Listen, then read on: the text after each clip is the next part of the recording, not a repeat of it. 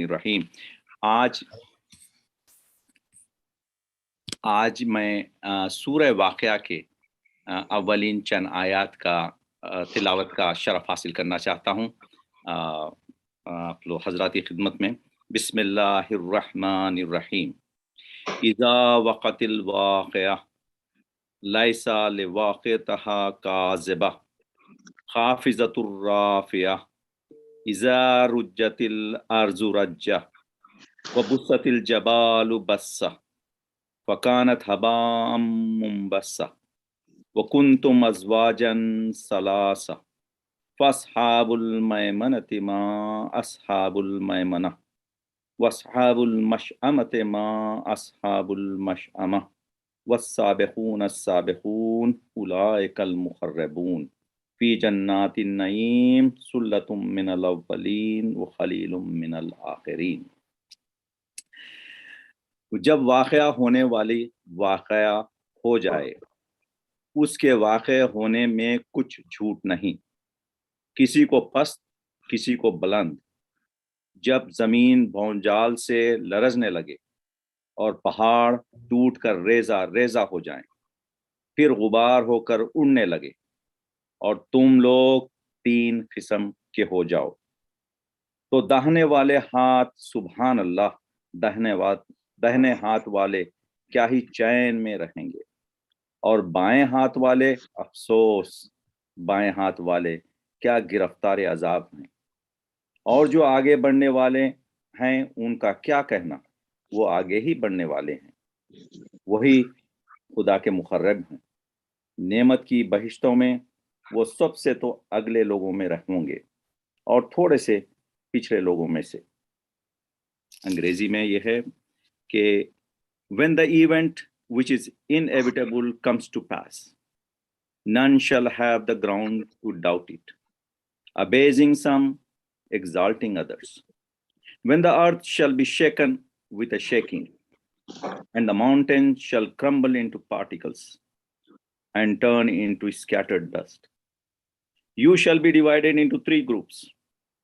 Then those on the right hand, oh, how happy shall be those on the right hand, and those on the left hand, oh, how wretched shall be those on the left hand. The foremost is the righteous living will be in the front line. It is these who shall be drawn nearest to God in gardens of bliss.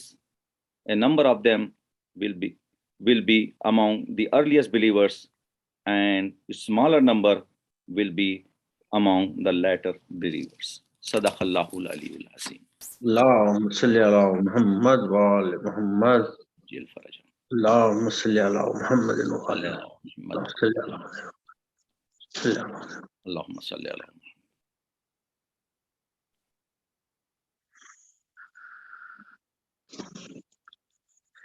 السلام علیکم مولانا. السلام علیکم ورحمۃ اللہ وبرکاتہ.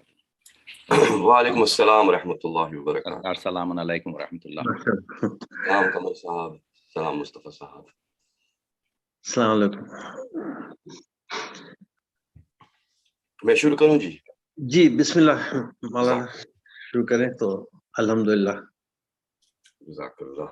قمر صاحب ایسی آیتیں لے کے آتے ہیں کہ بس جی جاتا ہے پھر انہی آیتوں پہ گفتگو ہوتی رہے. سرکار آج کی تو آیت خربہ پر ہے، اس لیے میں اس کو آپ کے لیے چھوڑ دیا ہوں. انشاءاللہ آپ پڑھیں گے وہ آج. القربہ، جی بے شک. یا مودۃ فی القربہ کی. جی سبحان اللہ سبحان اللہ. انشاءاللہ قمر صاحب. Let's begin. اعوذ باللہ من الشیطان اللعین الرجیم. بسم اللہ الرحمن الرحیم. الحمد للہ الذی لا یبلغہ مدحتہ القائلون ولا يحسن نعماءه العادون ولا يؤدي حقه المجتهدون الذي لا يدركه بعد الهمم ولا يناله غوص الفتن الذي ليس لصفته حد محدود ولا نعت موجود ولا وقت معدود ولا أجل ممدود فطر الخلائق بقدرته ونشر الرياح برحمته ووتد بالصخور ميدان أرضه أول الدين معرفته ثم الصلاة والسلام على أشرف الأنبياء والمرسلين خير المبشرين والمنذرين شفيع ذنوبنا وطبيب نفوسنا وحبيب قلوبنا سيدنا ومولانا أبي القاسم اللهم صل محمد على محمد صلى وآل على محمد محمد وآل وعلى آله محمد. الطيبين الطاهرين المعصومين صلوات الله عليهم أجمعين الذين أذهب الله عنهم الرجس وطهرهم تطهيرا. اللهم صل على محمد وآل محمد عجل فرجه. أما بعد بسم الله الرحمن الرحيم.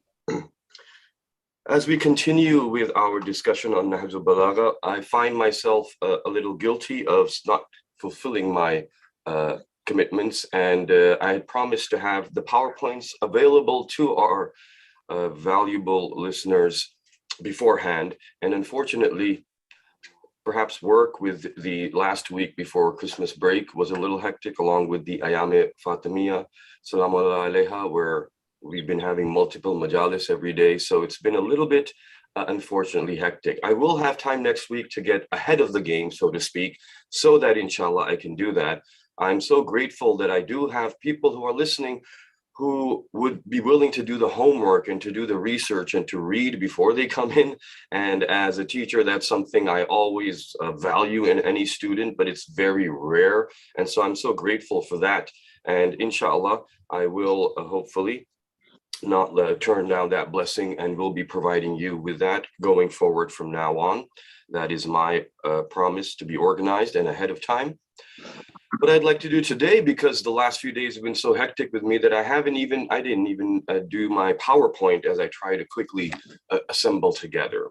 But I would like to just, I think, let's share a website. And there's a topic we were discussing last time, which was about Hazrat Adam alayhi salam, and how we see him going to Jannah and how he leaves Jannah. So going from one stage to the second to the third, there's a lot of very important events happening with Hazrat Adam. And it's happening with humanity, basically. So what I'd like to do is perhaps just talk about some of the verses of the Quran. Now, I'm not seeing an ability to share the screen, so I'm not sure if Yunus Bhai is here or who is hosting. Oh, there we go. Yeah, he was there. I talked to him a few minutes ago. Thank you. Yes, no, he's enabled me. Perfect. I won't be going to the PowerPoint, but I just wanted to start with a little bit of perspective on the verses of the Quran that refer to this. And so I've just opened up a simple website, and it is Quran.com. Quran.com is not a Shia Islamic website. However, it does have options for different translations, and the translation won't matter to us right now which one there is, because we'll be looking at the basics of the meanings in Arabic. But what you will see is that we'll start around here. Now, this is verse number 35. In verse number 35, I was going to go to a Shia website, but the way the website was designed, it was hard to enlarge the writing, so I didn't. There is one called QuranAlislam.org, which has 5 or 6 different translations available, and that's often one of my go-to websites. Here we'll see, beginning at verse. Now, what's happened before this? So what's happened before this is we know Hazrat Adam is created. We know that the spirit is blown into him. We know that after that, Allah tells all the angels to fall in prostration to Hazrat Adam. So sajda is done to them. It is said in one of the tafsir, we see that there was the questioning and answering before the sajda. So that means that, first of all, Hazrat Adam's ilm was shown, and then the sajda was made mandatory. And then after that, what happens? After that, Iblis has a fight, and he ends up leaving. And then Hazrat Adam now is told this. وَقُلْنَا, and we said, Ya Adamu, O Adam, Askun, live, anta, you, wazawjuka, and your wife. Al-jannata, within Jannah. Wakula, and eat minha ragadan haythu shi'tuma. Eat from here freely as you please, except wala. And now he's given a command as well. So there's a warning. So here you go into Jannah. It is interesting to note over here that when you look at this verse, he is going into Jannah, but then the question is, what did he do before he went into Jannah? It would seem that as human beings, all of us are striving for that reward. That means there is a wonderful reward at the end of the tests of life, and that is heaven. And so what do we need to do to get there? And what did Hazrat Adam do to get to heaven? Because now we see him in heaven. That seems to be our end goal, our destination, our dream destination, what we hope for. And it says, وَلَا تَقْرَبَا هَذِهِ الشَّجَرَةَ, and do not eat from this tree. So one question, how did Hazrat Adam go to heaven? What was the entry ticket? What allowed him to enter into God's eternal abode? And then the second question is, what is this tree? وَلَا تَقْرَبَا هَذِهِ الشَّجَرَةَ, do not go near that tree. Otherwise, if you do, فَتَكُونَ, then you will be from مِنَ الظَّالِمِينَ. You will be from the oppressors, the wrongdoers, the zalim. That verse will be important for this discussion where we are in Nahjul Balagha. And then verse 236. فَأَزَلَّهُمَا الشَّيْطَانُ عَنْهَا. And therefore, Shaitan, what did he do? He deceived them.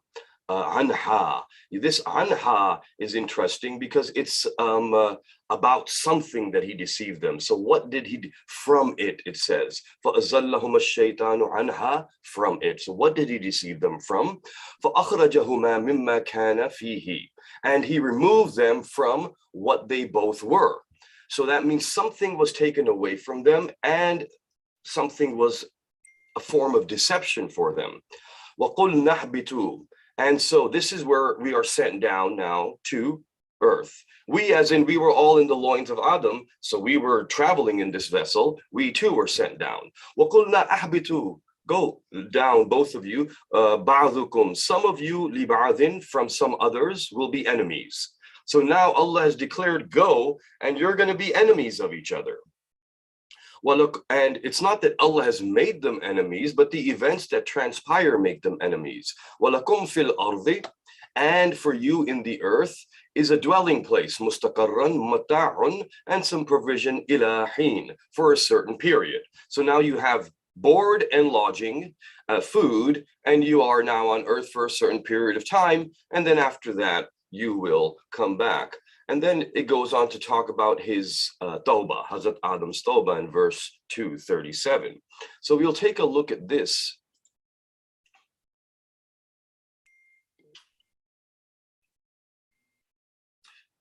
Yes, exactly, Kamar Sahab, as you were saying, that translation, that website is very good.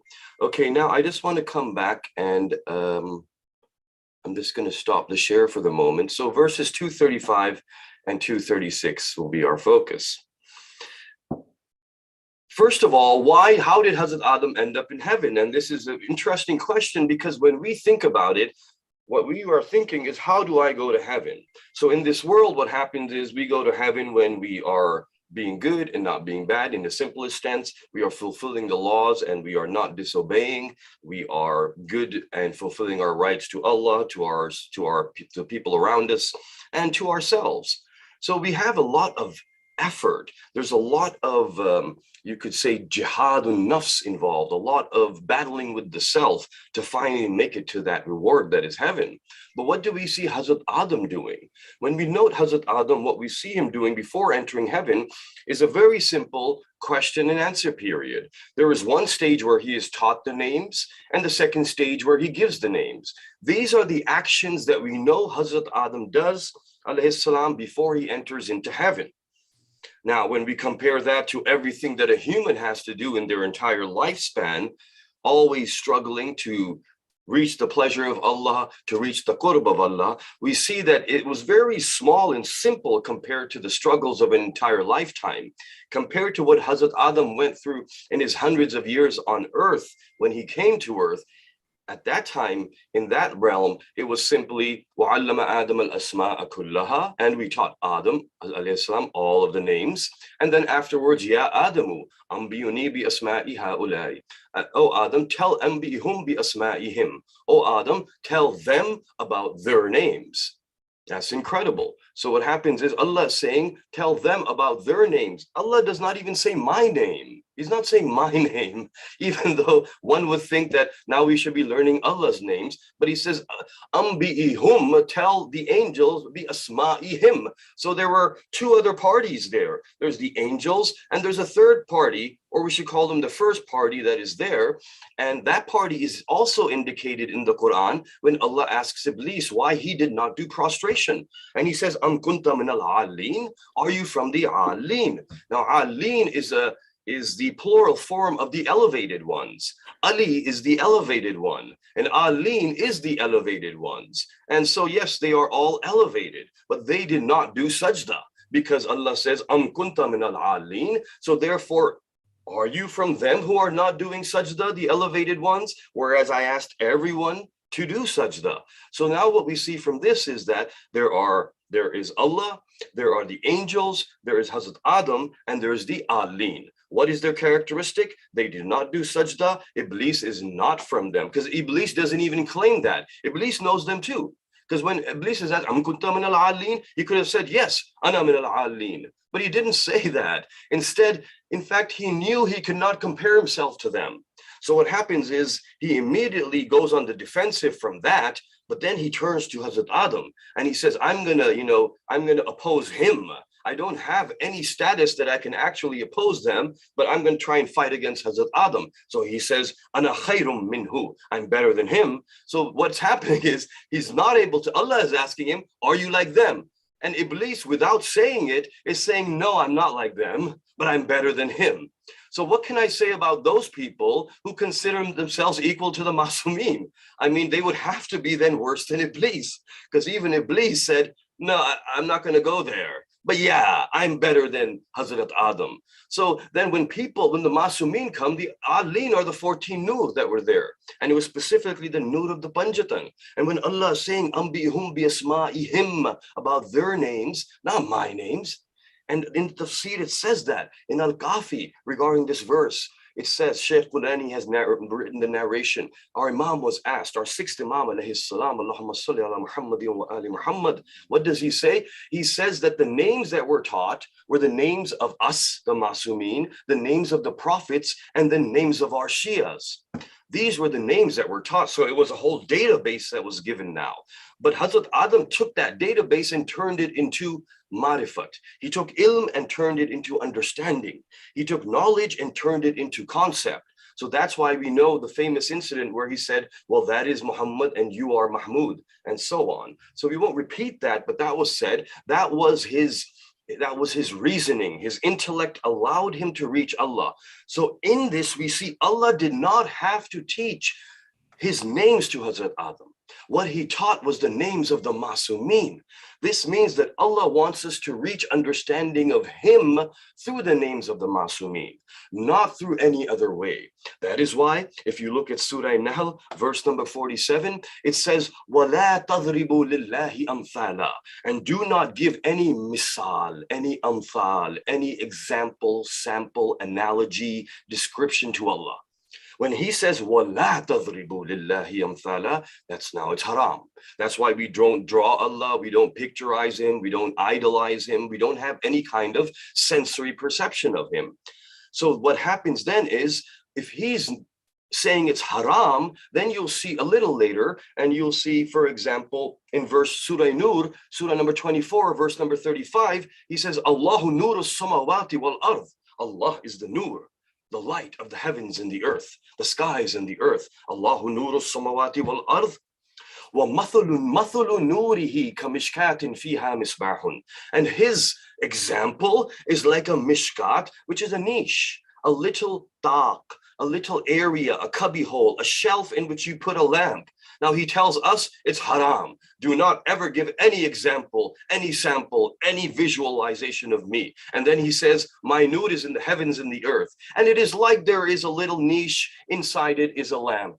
al-misbahu fi zujajatin, and the misbah is in a nice glass, like a chandelier, a glass covering, a shishika fanus. And so he goes on to describe it. It's an incredible, mind-blowing verse, which probably requires in itself days of discussion, if not more. So what is Allah doing there? Why is he giving an example of himself? Now, when people looked at it, if you look at some scholars, like, for example, the famous Maulana Maududi, who is from, the other school of thought, and what we see him saying in his tafsir, because he is writing about his interpretation of it. We as Shias don't do that. We don't interpret the Quran. We ask the Babul Madinatul Ilm. We ask the children of the Babul Madinatul Ilm. We ask the holiest messenger upon whom it was revealed. So what he says is, well, this mishkat, he says the mishkat, which is the niche, the little area in which it is kept, the dak, he says that is the kainat, the universe. And inside that is a lamp. That lamp is Allah and his light that is glowing. And I said already, I have lost the focus here because you're telling me that the universe is big and Allah is in the universe. And that doesn't make sense, because we as Shias, we call Amir al-Mu'mineen Mawla Kainat. He is the master of the universe. Amir al-Mu'mineen said the Kainat is like I'm looking at my hand. For us, the Kainat is in Amir al-Mu'mineen's hand. Therefore, Allah cannot be within the fist of Amir al-Mu'mineen. We consider Allah far more expansive than the universe. So that tafsir doesn't make sense to us. On the other hand, when we look at, for example, what our Imam says, so we go to any of our tafsir. For example, if we look at Tafsir Furat, in Tafsir Furat, what you'll see is Imam Jafar as-Sadiq as-salatu was-salamu alayhi, Allahumma salli Muhammadin wa ali Muhammad. And Tafsir Furat by Furat ibn Ibrahim is a tafsir where that was very contemporary at the time of our Masumeen. So it's not like a new tafsir. He goes and he writes and he says that the Imam said regarding this, the Mishkat is Bibi Zahra salamullah alayha. So she, Allahumma salli Muhammadin wa ali Muhammad. He says the misbah, the lamp is Hassan alayhi salam. He says that the zujaja around it, the glass around the lamp is Imam Hussein. So he's now our Imam is giving the example of the panjatan when it comes to this nur of Allah. So Allah is giving an example of his nur. He has told us you cannot give any example of him, but he can. And his example is the panjatan. So we must understand him through the Masumeen. And that is what Hazrat Adam does. Now, when we look at that, we see that Hazrat Adam, what does he do to go into Jannah? That's it. He learns the names and he tells the names. That was his entry ticket, one could say, into Jannah, because then Allah says, now live in Jannah, now go. And oh Adam, live over here. وَقُلْنَا يَا آدَمُ أَسْكُنْ أَنْتَ وَزَوْجُكَ فِي الْجَنَّةِ. So now eat here, do what you want. What did he have to do? He had to recognize the Masumeen. He had to recognize Allah through the Masumeen. That's why Amir al-Mu'mineen says in Nahjul Balagha, which was many sessions ago, أَفْضَلُ الدِّينِ مَعْرِفَتُهُ. The first step in deen is his ma'rifah. That is what Hazrat Adam did. What got him into heaven? How many sajdas did he do? How much hajj did he do? Zakat? What did? Nothing. What he did was ma'rifah. So what gets us into Jannah is ma'rifah. Indeed, all of our acts of worship are very important, but these are your soldiers. Your acts of worship, your Imam has said, is your armor. It's your defense, but it's not your ma'rifah. Your ma'rifah is something else. That's why in Al-Kafi, Imam Zain al-Abidin as-salatu was-salamu alayhi, Allahumma salli ala Muhammadin wa ali Muhammad, says what? He says one moment of reflection is better than 1,000 years of worship. He is not belittling worship. This is one who worshiped all night. This is one who worshiped all day. This is one who fasted, who walked to Hajj dozens of times. So indeed, he fulfilled all the acts. But what is he saying? Even after that, he's saying just one moment of reflection is better than 1,000 years of your worship. So therefore, it becomes important to have that ma'rifah, to have that concept and understanding. Without it, no, we do not reach heaven. And therefore we see even your reward is not according to the amount of sajdas, but the ma'rifah that came with the sajda. So therefore, even one sajda being accepted with ma'rifat would be a great accomplishment. Because when we do sajda, it may not be with the ma'rifat that is expected of us. Saying anything, because I'll never forget that incredible line that I read in Al-Kafi, and it is where the Imam, and it is the sixth Imam alayhi salam, and he loses his horse. And when I often say this one because it's so important. He loses his horse. He tells his ashab that tomorrow I will praise Allah like none have ever praised him before. And then the ashab say, what will happen if I find my horse? So he makes this oath to Allah, I will praise you like none have praised you before if I find my horse. All the ashab are waiting the next day excitedly. The horse is found. They all gather around him, waiting to hear what praise will it be that has never been done before. And our Imam just looks to the sky and says, Alhamdulillahi Rabbil Alameen. The words that we say every single day in every namaz, we say it, at least 10 times a day. So when you look at this, what was the Imam doing? So what the Imam did was in his marifah, who knew what was in his mind and heart as he said those words? That's what was important. So therefore we see concept. Hazrat Adam is now in Jannah. He has his marifah, it got him into Jannah. And then what happens? فَأَزَلَّهُمَا الشَّيْطَانُ عَنْهَا. Now what happens is Hazrat Adam in this Jannah is wandering. We see in Hayatul Qulub, it is described very beautifully. Allama Majlis, he has compiled many narrations regarding this in Hayatul Qulub, and volume 1 you'll find Hazrat Adam's story, definitely one of the most fascinating stories we find in the Revelations. And Hazrat Adam and his Zawja, Bibi Hawa, now they are walking in heaven, no one else. It's them, it's the gardens, and now they can eat what they want. They are wandering, they're eating from the fruits, they are just having a great time, I would suppose. And so then what happens is, it says that Hazrat Adam alayhi salam, they pass by different trees. Now, وَلَا تَقْرَبَا هَذِهِ الشَّجَرَةَ. This. Now, before this, what happens is, Hazrat Adam discovers there are other people in Jannah as well. And Hayatul Qulub, our Masumeen narrations say that Hazrat Adam and Bibi Hawa are passing through the palaces. And what happens is they come to one gate. So it doesn't say how long they wandered for, how much they saw, but it says they come to one gate, and when they look at it, they are astounded because they have never seen such a magnificent palace. It is laden with pearls and diamonds and rubies and emeralds and what you can possibly imagine and more. So as they're looking at it, the gate opens. When they look at the gate opening, they feel they are invited, so they start stepping in. It is said that there is gate after gate. There's 7 gates they pass through, and it is just beautiful, and it is embellished in a way that they have not seen such in Jannah. They keep on going forward. It says that, our Imam says that now Hazrat Adam and Bibi Hawa reach a long hall finally. Now, as they reach the hall, they are wondering who is there. They notice there is a throne-like seat at the end of the hall, and they see there is someone sitting there.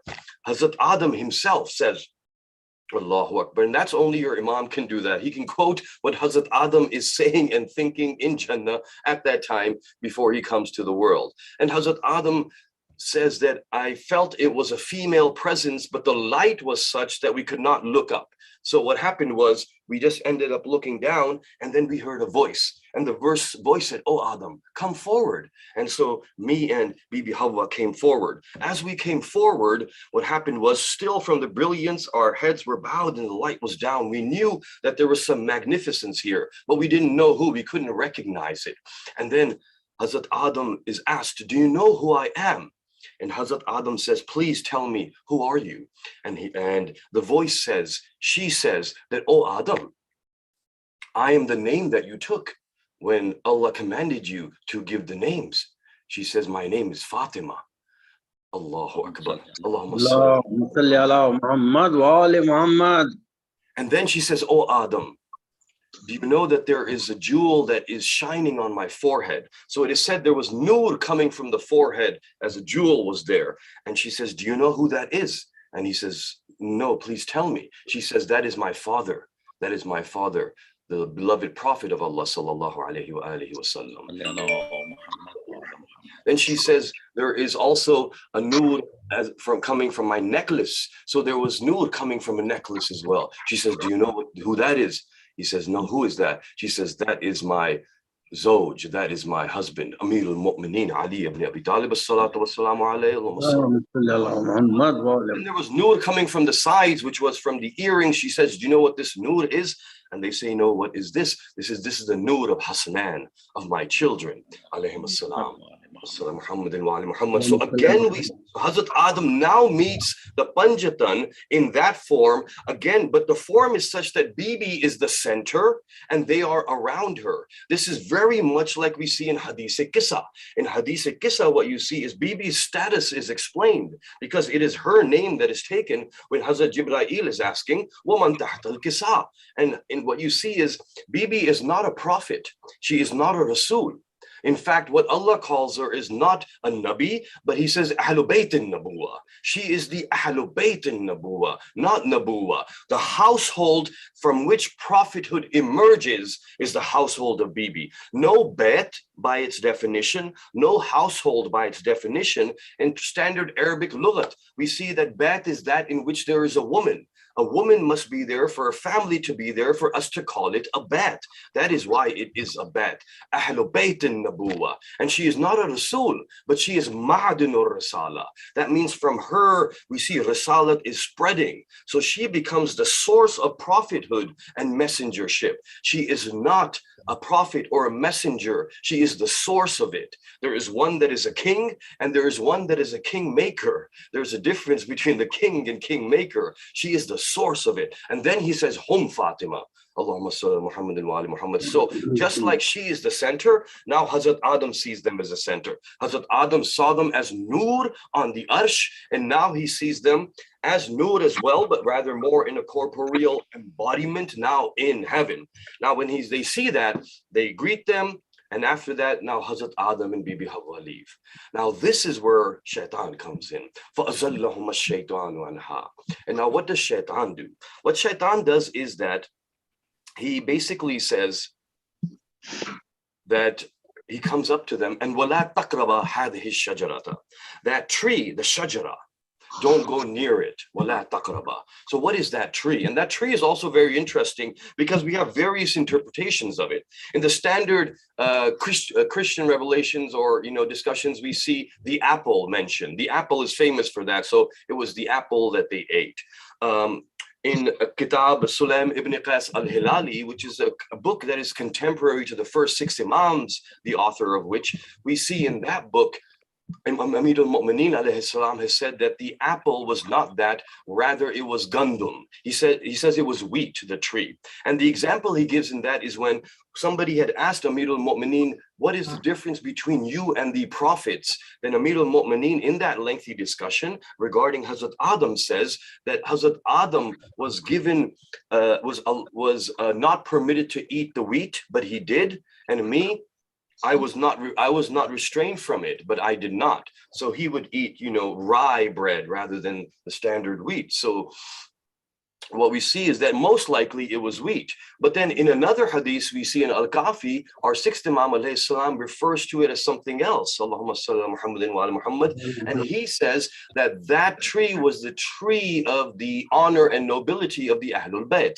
It was of the azmat and the ta'zim of the Ahlul Bayt. That means it was a tree that was specifically for them. So what happens is Allah has said, go eat whatever you want, just one tree. I don't know how many trees there were in Jannah, but Jannah is definitely bigger than Earth. So when we're looking at incredible, vast amounts of everything you can imagine possibly, and whatever you desire is there, just this one tree, don't go near it. And now what does Iblis want? Iblis wants Hazrat Adam and Bibi Hawa to eat from that one tree only. That is the goal. And of course, because now Iblis has enmity towards Hazrat Adam. Hazrat Adam doesn't have enmity towards towards Iblis. So what happens then is Iblis comes up, and we know what happens. Iblis comes up to Bibi Hawa, but what does he do to make her to eat it? In a nutshell, he breaks her confidence. That's what he does. He puts the seed of doubt within her. That means that when we start to doubt ourselves and our identity and our position and our status, that doubt is also shak, and that shak is leading to a problem with iman. So what we'll see is that Imam Ali in Nahjul Balagha, in the slide that I was sharing last week from that section, says, so he changed his conviction into wavering.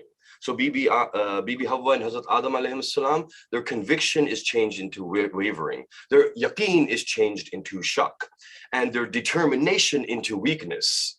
And thus he converted happiness into fear and prestige into shame. So fear and shame came in. So Allah had sent him to heaven with full iman and yaqeen. Now Iblis is starting to change it and make it weaker, to make him doubt. Allah had sent him into heaven with full happiness, and the happiness was turned into fear. And the prestige and honor that Allah had given them was now turned into shame. Why? Because they simply went near the tree and did what they did. Now, what did Iblis say? In Hayat al-Qulub, it is said that Iblis went up to Hazrat Bibi Hawa first, alayhi salam, and said to her that, do you know that I know a way? How do you like it here, first of all? How do you like heaven? This is great. She says, heaven is a wonderful place. I'm grateful to be here. I know a way in which you can stay here forever. And now she's interested. Now, the funny thing is, no one has told them that you won't be here forever. There's no reason yet to doubt that they would be here forever, because Allah had said, go and live and eat what you want. He did not say that you will be here for a short period of time. He had given them unlimited entry. However, Iblis put in their mind the doubt that, wait a minute, we might not be here forever. So this is where shak comes in. That means that, and these are things that Iblis does with us as well. He's putting doubts into us that, no, maybe we're not worthy. No, we're not good enough. I mean, on the one hand, being humble and being aware of our faults is something different, but having the yaqeen in Allah, having the yaqeen in the Masumin, and knowing that even though I am a sinner, He is Rahmanur Rahim, always having faith in Him and hope. Losing of hope is one of the biggest things. It's such an incredible sin. I'll never forget that event that I read, which just very briefly, and there's a man who at the time of perhaps Hajjaj, or a little earlier than that, in one of the Bani Abbasi caliphs, he had murdered many Sadat. It is said that he killed over 100 Sadat, and afterwards he was so ashamed. It is said that he was doing a tawaf of the Kaaba, and our Imam was there. Our Imam looks at him and says, he comes up to him and he's crying in a way that everybody's just worried, what's happened to this guy? And he says to our Imam that I have killed many of the children of the Prophet, and there is absolutely in no way no forgiveness for me ever. I know Allah can never forgive me. And our Imam said, commenting on that guy, that what that man did in murdering the children of the Prophet and family was a great sin, but despairing in the hope and belief that Allah could forgive is a greater sin. That means doubting the Rahmaniyat of Allah is a greater sin than murder itself. So we always have to have that hope and not that doubt. So this is what Iblis did. That means that we have to realize Iblis will put in us the seed of doubt. Now, what do? They eat from the tree. And when they eat from the tree, now we see them coming to earth. As they come to earth, now they are enemies of each other. Hazrat Adam he is constantly crying. He cries non-stop, to the point where Allah sends an angel to Hazrat Adam, and the angel that is sent to console Hazrat Adam, even after his tawbah is accepted. And so what happens is we see here that Allah accepted Hazrat Adam's tawbah. Allah taught Hazrat Adam the names again and said, "Oh Adam, the names that you gave that allowed you to enter into heaven, now mention those names. Mention the names, and for their sake ask me, and I will forgive you." So Hazrat Adam says, for the sake of the Panjatan, he gives all their names, and then they say yes. And then Allah forgives Hazrat Adam. But even then, he is so repentant and remorseful. The angel comes and says to Hazrat Adam to console him. When the angel sees him, Hazrat Adam says, "Who are you?" And this angel is Hajr Aswad. Hajr Aswad at that time was sent to Hazrat Adam, and Hajr Aswad was a white stone that has turned black over the years, maybe because of all of the hands that have touched it and all of the sinners' hands. It was actually an angel that turned into a white stone, and the angel spoke to Hazrat Adam. When Hazrat Adam spoke to the angel said, "Oh Adam, why do you cry so?" He says, "Because I have fallen from heaven, fallen from grace because of my errors, and I'm very, very remorseful." The angel says to Hazrat Adam, "Oh Adam, do you not remember when you were over there?" Yes. And do you know what Allah said before he created you? What did he say? He said, "Inni ja'ilun fil ardi khalifa." He said, "Indeed, I will make on the earth a khalifa." And Hazrat Adam says, yes. He says, "Do you not see that you are a khalifa made for the earth?" That means it was determined that you would come to the earth. Allah knew that that mistake would be that tarke aula, that would occur, and you would end up here. That was meant to happen. So you are a khalifa of the earth. If that had not happened, you wouldn't have come to the earth. And Allah said, "Inni ja'ilun fil ardi khalifa." So it is said now that Hazrat Adam takes that stone, and every morning and every evening he puts the stone down and reaffirms his qalma, reaffirms his oath to Allah that I will stay true to my station and to what I am doing, and I will continue to beseech you in the names of the Panjatan.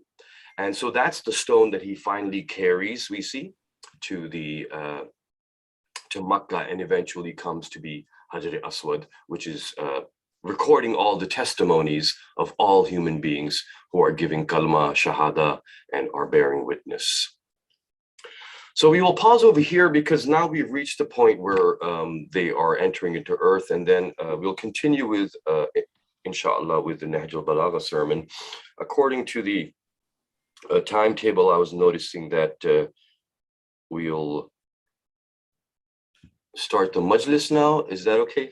Inshallah.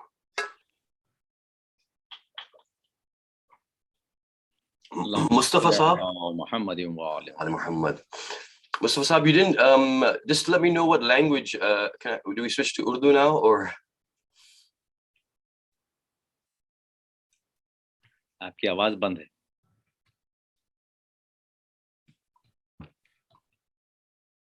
आप mute हैं सरकार.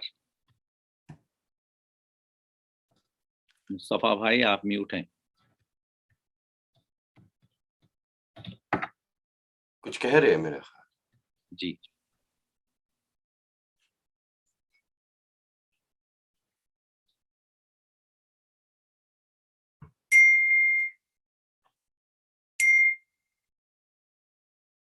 नहीं मालूम क्या था, मगर वो शुरू में बताए थे कि आप इंशाल्लाह मजलिस उर्दू में पढ़ेंगे. इंशाल्लाह. थैंक यू कमर साहब. जी अस्सलाम वालेकुम मौलाना, अगर प्री प्लान्ड अगर है तो ठीक है, वरना मैं एक शहजादी के शान में एक सलाम पढ़ सकता हूँ. जज़ाकल्लाह, बहुत ही अच्छा हो जाएगा आप ऐसा कर लेंगे.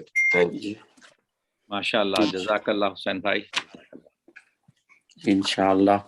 ये सलाम मेरे वालदा का लिखा हुआ है, और इंशाल्लाह दुआ करिए. इंशाल्लाह आवाज़ बुलंद सलवात. अल्लाह आली फरमाए.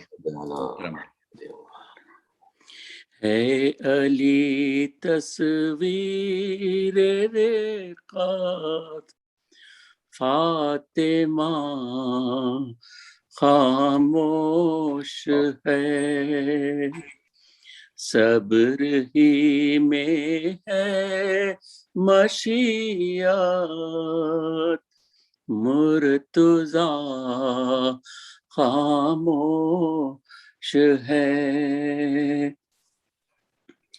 बोली फ़िज़ा शाहज़ादों, माने खिदमत भी न ली, बेटियां रोती खड़ी है, और माँ खामोश है. गिर पड़े कदमों पे जब माँ के हुसैन इब्ने अली, गिर पड़े कदमों पे जब माँ के हुसैन इब्ने अली, हाथ निकले दो कफन से, और फिजा खामोश है. जालिमों ने है अज़ियत جیتے جی زہرا کو دی، ظالموں نے ہے اذیت، جیتے جی زہرا کو دی، روح احمد رو رہی ہے، آسیہ خاموش ہے، المدد سیدہ، امداد کا یہ وقت ہے، المدد اے سیدہ، امداد کا یہ وقت ہے، سبیحہ کو بھروسہ، مو دعا خاموش ہے علی تصویر رقت، فاطمہ خاموش ہے، صبر ہی میں ہے مشیت، مرتضی خاموش ہے۔ اللہم صلی علی محمد و آل محمد۔ آپ سب لوگوں سے معروضہ ہے کہ آج جیسا مصطفیٰ بھائی ریکویسٹ کیے تھے کہ سارے ماں، ہم سب کے ماؤں کا، اور سب سے بڑی ماں جو ہے ہماری شہزادی کونین، ان کے توسل سے سارے ماؤں کے لیے دعا فرمائیے اور ان کے لیے ایک سورہ فاتحہ پڑھیے۔ بسم اللہ الرحمن الرحیم۔ الحمدللہ رب العالمین۔ اور اس میں دوسرے بھی معنی ہیں، میں آپ کو بولتا ہوں، شیبہ جعفری، سبیہ جعفری، سیدہ صالحہ موسی، معصومہ جعفری، لیلہ جعفری، پھر اور ایک سیدہ جعفری، فاطمہ جعفری، اور قمر جہاں بیگم، اور جو ہے آپ کے زوار جعفری، صوفیہ جعفری، اور یوسف جہاں بیگم، پورے ماؤں کے لیے جو اس دنیا میں نہیں آئے آج کے جی اگر کوئی اور بھی کچھ پڑھنا چاہے، پیش کرنا چاہے تو بتا دیجیے گا ضرور۔ ایک رضا عابدی آنے والے تھے، اعوذ باللہ من الشیطان اللعین الرجیم، بسم اللہ الرحمن الرحیم، الحمد للہ علی ما انعم ولہ الشکر علی ما الہم والثناء بما قدم من عموم نعم ابتداها وسبوغ لعن نسداها وتمام منن أولاها، جمع عن الحصاء عددها ونا عن الجزاء يمدها وتفاوت عن الإدراك أبدها، وندبهم لاستزادتها بالشكر لاتصالها، واستحمد إلى الخلائق بإجزالها، وثناء بالندب إلى أمثالها. اللهم صل وسلم وزد وبارك على النبي الأمي العربي القرشي المدني الأبتهي التهامي السيد البهي السراج المضيء الكوكب الدري صاحب الوقار والسكينة المدفون بالأرض مدينة، حبيب إله العالمين وخاتم النبيين وسيد المرسلين وشفيع المذنبين ورحمة للعالمين، العبد المؤيد الرسول المصدد المصطفى الأمجد المحمود الأحمد، سيدنا ومولانا أبي القاسم محمد وعلى اللهم صل وسلم وزد وبارك على السيد المطهر الإمام المظفر الشجاع الغضنفر أبي شبير وشبار، القاسم توبة وصقر الأنزع البتين الأشرف المكين الأشجع المتين العارف المبين الناصر المعين ولي الدين السيد الوصيين العلم الراشدين المولى الموحدين قبلة العارفين القائد الغر المحجلين وقاتل الناكثين وقاتل القاسطين وقاتل المارقين أبو الغر الميامين وخليفة رسول رب العالمين مظهر الدين يعصب الدين حبل الله المتين الصراط المستقيم النبأ العظيم الإمام المبين الأمير المؤمنين أسد الله الغالب غالب كل غالب ومطلوب كل طالب الصاحب المفاخر والمناكب الإمام المشارق والمغارب الذي حبه فرض على الحاضر والغائب مولانا ومولى الثقلين علي بن أبي طالب اللهم صل على محمد وآله.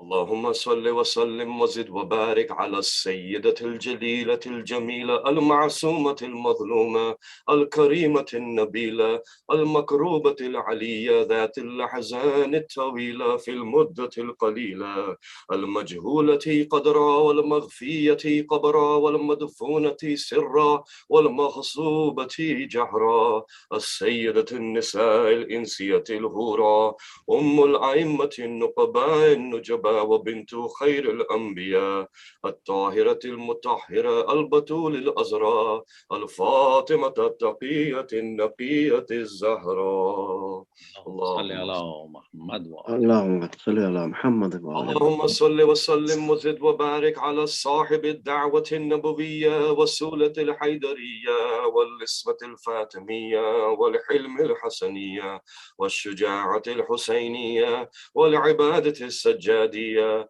والماثر الباقرية والعاثار الجعفرية والعلوم الكاظمية والهجج الرضوية وجود التقوية والنقاوة النقوية والهيبة العسكرية والغيبة إلهية سيدنا ومولانا يا صاحب العصر والزمان اللهم صل على محمد وآل محمد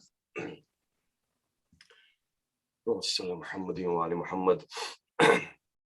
اب یقیناً جن ایام کے لیے ہم جمع ہوئے ہیں اور جن بی بی سلام اللہ علیہ کا تذکرہ کرنا ہے، یہ ایک بہت امپورٹنٹ مقام ہے ہسٹری میں، بہت امپورٹنٹ ایونٹس ہیں ہسٹری میں، اور اس لیے یقیناً ہمارے علماء نے بھی تاکید کی کہ ضرور ایام فاطمیہ منائے، عشرہ منائے، خمسہ منائے، پورا مہینہ منائے. جو 2 تاریخیں ہیں، پہلی تاریخ سے دوسری تاریخ تک تمام ایام ان کے لیے مخصوص کر دیں. اس کی وجہ ہے اور بنیادی وجہ ہے. اچھا ہوتا کیا ہے کہ آج کل کے دور میں، اس دور میں جس دور میں ہم دیکھتے ہیں کہ بڑا ہی ایک فالس امپریشن دیا جا رہا ہے کہ ٹروتھ کو اور فالسہڈ کو، چیزوں کو مکس کیا جا رہا ہے آپس میں.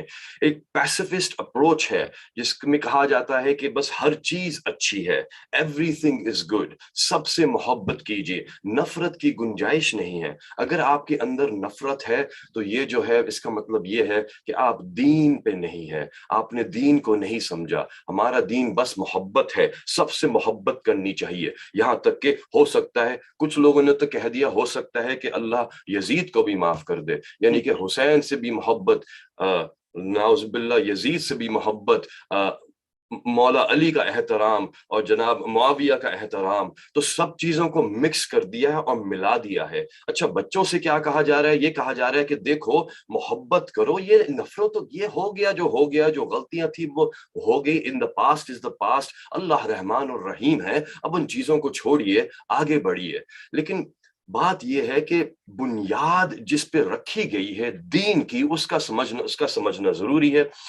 اور دوسری بات یہ ہے کہ دیکھنا یہ ہے کہ کیا نفرت کی جگہ ہے دین میں یا نہیں ہے، اس کا کوئی مقام ہے، اس کی کوئی ٹروتھ ہے یا ایگزسٹنس ہے یا نہیں ہے. ڈاؤٹس ڈال دیے گئے کس کے بارے میں؟ ایونٹ کے بارے میں. کیا آگ لے کے آئے تھے دروازے پہ, کیا ظلم ہوا تھا بی بی پہ, کیا تازیانہ اور یہ سب چیزیں ہوئی تھی یا نہیں. اب یہ تو چیزیں صرف ہماری کتابوں میں نہیں, یہ تو بخاری میں لکھی ہوئی ہے, صحیح بخاری میں یہ باتیں لکھی ہوئی ہے, ان کے نام کے ساتھ لکھی ہوئی ہیں. ہم تو ممبر سے تذکرہ کرتے ہوئے, ذاکرین تذکرہ کرتے ہوئے نام نہیں لیتے, لیکن بخاری میں تو نام لیا گیا. اب ایک نوحہ خان نے نوحہ پڑھ دیا لعنت بر دشمن زہرا, تو وہ جناب بین ہو گیا. کیوں بین ہو گیا؟ جب لعنت پڑھ رہی ہے دشمن زہرا پہ, تو دشمن زہرا سے آپ کو کیا تکلیف ہے؟ یعنی کہ آپ جانتے ہیں کہ دشمن زہرا کون ہے. جب آپ کو علم ہے کہ دشمنان زہرا کون ہے, تبھی تو آپ کو برا لگ رہا ہے, کیونکہ وہ آپ کے اپنے ہیں, آپ کے آباء و اجداد ہیں, یا آپ ان کے پیروکار ہیں, یا جو بھی ہے. تو بات سمجھنے کی یہ ہے کہ دشمنان زہرا کون ہے. اور جب یہ حدیث آ گئی, اور یہاں تک کہ دیکھیے بخاری میں یہ پورا ایونٹ ہے, آگ کا تذکرہ ہے, تازیانے کا تذکرہ ہے, نام کے ساتھ تذکرہ ہے. تو اس میں جو ہے اب کنفیوژن کس بات پہ ہے؟ اللہ اکبر.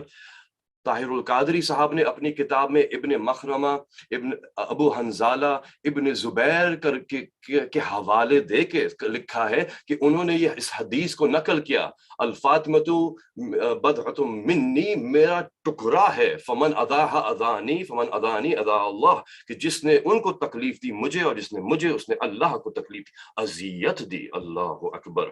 اور اللہ نے قرآن میں کہہ دیا الذین یؤذون اللہ ورسولہ, جو بھی اللہ کو اس کے رسول کو اذیت دے, لعنہ اللہ فی الدنیا والآخرہ, اللہ کی لعنت ہے اس پہ دنیا اور آخرت میں.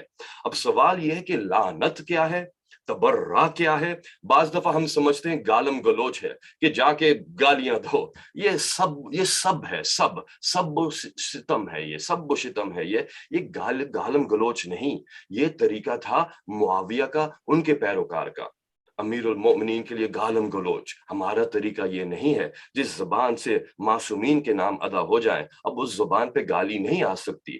تبرہ کچھ اور ہے, لعنت کچھ اور ہے. یہ نہیں ہے کہ جناب ان کا ہم نے ایفیجی بنایا, اس کو جلا دیا, اس کو مار پیٹ رہے ہیں, یا ہم شاعری کر رہے ہیں تو 9 ربیع الاول پہ ایسی شاعری کر رہے ہیں کہ جناب اس میں تو بیٹھنا مشکل ہو جاتا ہے, جو چیزیں کان میں پڑ رہی ہوتی ہیں. تو دس از ناٹ. لیکن کیا ہیٹریٹ کی جگہ ہے یا نہیں ہے؟ اللہ اکبر. دیکھیے اللہ نے ہر چیز کو ضد کی ضد پہ بنایا. Every thing has an opposite, یعنی کہ لو ہے تو پھر ہیٹ ہے. اب اللہ نے ان دونوں چیزوں کو بنایا. اب کیا بات ہے کہ جب ہم کسی چیز کو لو کریں گے تو اس کے اپوزٹ چیز کو ہیٹ کریں گے. یہ لاجیکل ہے. کیوں؟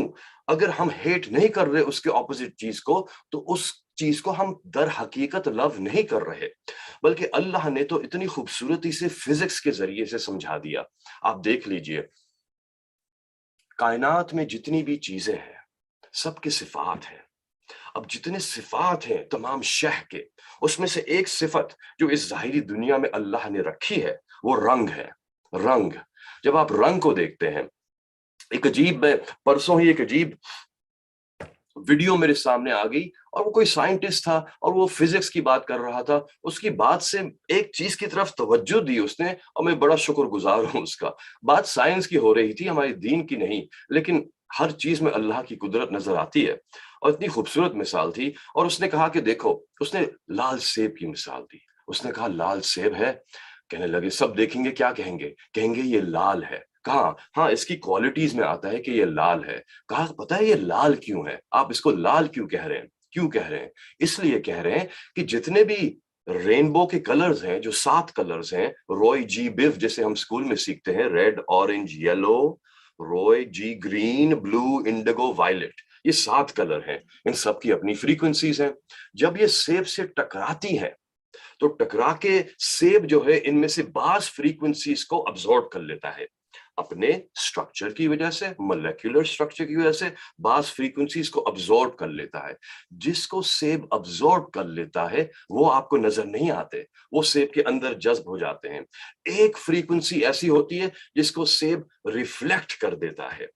اب سیب نے تمام کلر ابزارب کر لیے, آپ کو نظر نہیں آئے. سیب نے ریفلیکٹ کیا, ریڈ کیا، یعنی کہ جو چیز ریفلیکٹ کی اس سے آپ نے پہچانا سیب کو. یعنی کہ آپ کے لیے سیب کیا ہے؟ یہ جو لال ہے. اور یہ لال کیوں ہے؟ کیونکہ اس لیے نہیں کہ اس نے لال کو پسند کیا، اس کی پہچان جو بنی وہ اس وجہ سے بنی جس چیز کو اس نے پسند نہ کیا. اللہ اکبر. مطلب یہ ہے کہ اس نے اورنج، یلو، گرین، بلو، انڈیگو، وائلٹ ابزورب کر لیا. اب آپ نے کوئی براؤن چیز دیکھی تو اس نے باقی کلر ابزورب کر لیا، ایک چیز ریفلیکٹ کی. سبحان اللہ سبحان اللہ. کائنات میں ہر شے کی پہچان، ورنہ اللہ کو رنگ رکھنے کی ضرورت کیا تھی؟ اللہ نے ہر چیز میں رنگ رکھ دیا. ہر چیز کو آپ رنگ سے پہچانیں گے. اور رنگ کیا رکھا؟ رنگ وہ نہیں رکھا جو آپ کو پسند ہے، رنگ وہ رکھا جس سے آپ انکار کر رہے ہیں. آپ کی پہچان نہیں ہے جو آپ پسند کر رہے ہیں، آپ کی پہچان ہے جس چیز سے آپ نفرت کر رہے ہیں، جس چیز کا آپ تبرہ کر رہے ہیں. تبرہ سے پہچان ہو گئی. اس سیب نے اپنایا اورنج، یلو، گرین، بلو، انڈیگو، وائلٹ. تبرہ کس کا کیا؟ لال کا کیا. اس نے کہا یہ نہیں چاہیے مجھے. اب جس نے دیکھا کہا یہ لال سیب ہے. اللہ اکبر. یعنی کہ اب اگر دل میں بی بی کی محبت واقعی ہے تو امکان نہیں ہے کہ آپ برات نہ کریں ان کے دشمنوں سے. آپ کی پہچان یہ نہیں ہوگی کہ آپ بی بی سے محبت کرتے ہیں، آپ کی پہچان یہ ہوگی ان کے دشمنوں سے نفرت کرتے ہیں. اس لیے ہمارے ائمہ نے بار بار کہا کہ اپنے دل میں ان کے لیے نرم گوشہ بھی مت رکھنا، ذرہ برابر بھی. اگر آپ نے رکھ لیا اس کا مطلب یہ ہے کہ آپ نے بی بی کو بھی ابزورب کر لیا، ان کی محبت ان کے دشمنوں کی بھی ابزورب کر لی. اللہ اکبر. یہ نہیں کرنا ہے. علی کو ابزورب کرنا ہے، امیر المؤمنین کو، معاویہ کو براعت کرنی ہے، حسین کو ابزورب کرنا ہے، یزید کی براعت کرنی ہے. آپ کی پہچان، جو آپ کا رنگ ہوگا نا قیامت کے دن، جو نظر آ رہا ہوگا. اللہ اکبر. میں نے اس سائنٹسٹ کا شکریہ ادا کیا. میں نے کہا سبحان اللہ، آج مجھے سمجھ میں آ گیا کہ اللہ نے رنگ اس طرح سے کیوں رکھے. ورنہ میں سوچ رہا ہوں اگر خالق مثلا مجھے موقع دیا جاتا کہ میں کوئی سسٹم ڈیزائن کرتا، اس کے رنگ ہوتے، تو میں تو شاید یہ سوچتا اور میں یہ لا بناتا فزکس کا. کیا اللہ نے فزکس کے لاز بنائے نا، یعنی کہ اللہ نے ان چیزوں کو قائم کیا اور اللہ نے فیصلہ کیا ہر شے کا رنگ وہ ہوگا جس سے وہ براعت کرے، وہ نہیں جس کو وہ جذب کر لے. ورنہ اللہ چاہتا تو جو رنگ ابزورب ہوتا وہ ہی ریفلیکٹ واپس ہو جاتا، آپ کی آنکھوں میں آ جاتا، لیکن ایسا نہیں کیا.